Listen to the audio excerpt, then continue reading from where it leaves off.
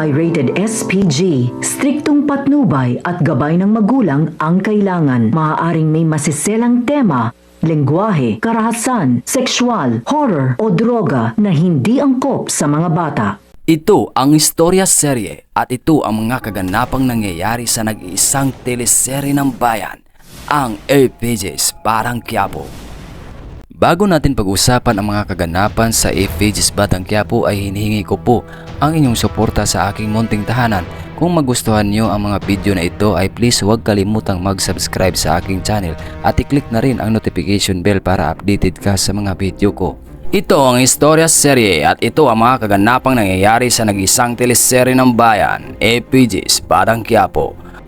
Matapos nga ang umalis nila David at Ramon sa lugar kung saan sinalakay sila ng mga kapulisan, ay ito namang si Edwin ay hindi pa pala nakalayo sa lugar kung saan nandoon ang mga pulis na ipagbakbakan sa kanila, habang ang Phoenix naman ay hindi na nakaligtas sa mga kamay nila Tanggol at Bubbles maging sa mga kasamahan nito na nag-aabang sa kanila. Sinubukan nila Edwin na makaalis sa lugar pero hindi na nila ito nagawa dahil na-corner na nga sila ng mga kapulisan. Matapos ngang binigyan sila ni Baldo ng daan para makatakas sa lugar ay hindi na nga ito nila nagawa dahil nakasalubong na nila ang mga pulis na humaharang sa daan. At nakita nga niya si Justin dito na ang buong akala niya ay isa lamang tulak ng droga.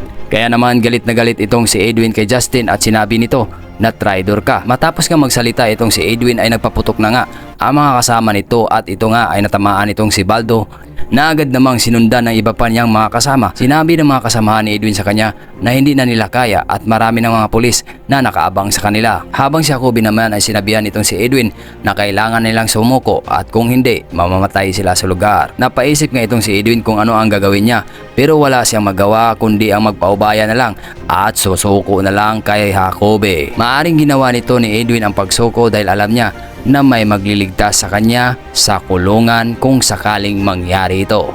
At matapos ngang resbaka ni Chief Espina sila Tanggol at Bubbles, matapos itong mahuli ni Rigor ay nakatakas na nga sila. Ngunit narinig ni Rigor ang katagang Tanggol, tumakas ka na. Kaya napaisip nga ito kung sino itong si Tanggol na ito.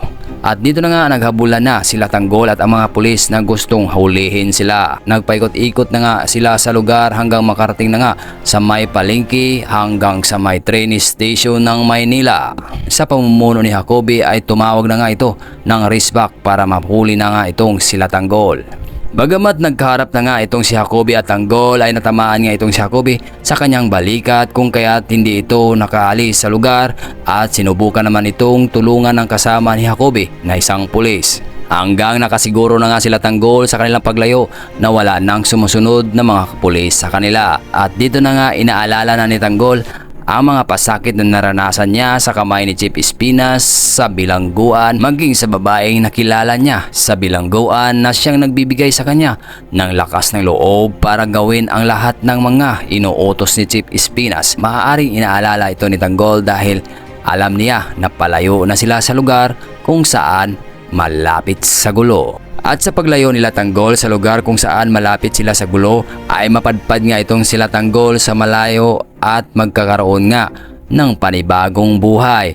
Matatamasa nila ang kaunting saya kasama ang mga bagong kaibigan at mga makilala nila. At dito na nga nagtapos ang unang episode natin at abangan na lang natin ang susunod na kabanata sa bagong buhay ni Tanggol at Bubbles sa malayong lugar. Maraming salamat po sa inyong pakikinig.